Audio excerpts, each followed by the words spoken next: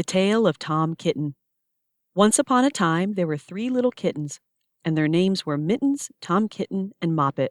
They had dear little fur coats of their own, and they tumbled about the doorstep and played in the dust. But one day their mother, Mrs. Tabitha Twitchit, expected friends to tea, so she fetched the kittens indoors to wash and dress them before the fine company arrived. First she scrubbed their faces. This one is Moppet. Then she brushed their fur. This one is Mittens. Then she combed their tails and whiskers. This is Tom Kitten. Tom was very naughty, and he scratched. Mrs. Tabitha dressed Moppet and Mittens in clean pinafores and tuckers, and then she took all sorts of elegant, uncomfortable clothes out of a chest of drawers in order to dress up her son Thomas. Tom Kitten was very fat, and he had grown. Several buttons burst off. His mother sewed them on again. When the 3 kittens were ready, Mrs. Tabitha unwisely turned them out into the garden, to be out of the way while she made hot buttered toast.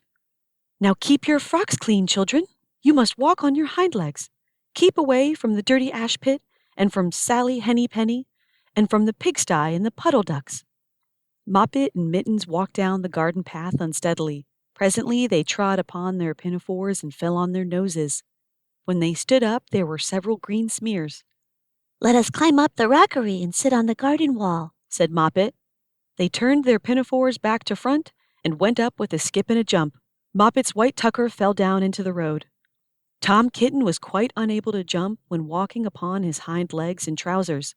He came up the rockery by degrees, breaking the ferns and shedding buttons right and left. He was all in pieces when he reached the top of the wall. Moppet and Mittens tried to pull him together. His hat fell off and the rest of his buttons burst. While they were in difficulties, there was a pit-pat-paddle-pat, and the 3 puddle ducks came along the hard high road, marching one behind the other and doing the goose step. Pit-pat-paddle-pat, pit-pat-waddle-pat. They stopped and stood in a row and stared up at the kittens. They had very small eyes and looked surprised. Then the 2 duck birds, Rebecca and Jemima Puddle Duck, picked up the hat and tucker and put them on. Mittens laughed so hard that she fell off the wall.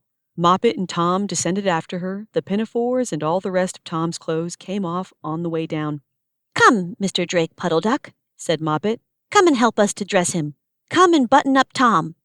Mr. Drake Puddle Duck advanced in a slow sideways manner and picked up the various articles. But he put them on himself. They fitted him even worse than Tom Kitten. "It's a very fine morning," said Mr. Drake Puddle Duck. And he and Jemima and Rebecca Puddle Duck set off up the road, keeping step, pit-pat, paddle-pat, pit-pat, waddle-pat.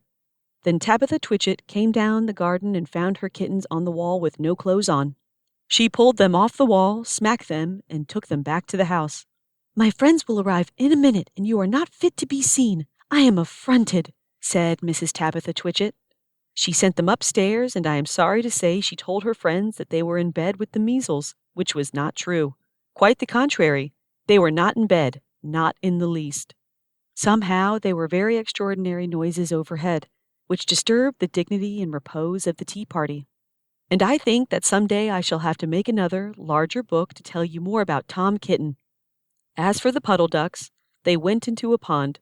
The clothes all came off directly because there were no buttons, and Mr. Drake Puddle Duck and Jemima and Rebecca have been looking for them ever since. End of the Tale of Tom Kitten.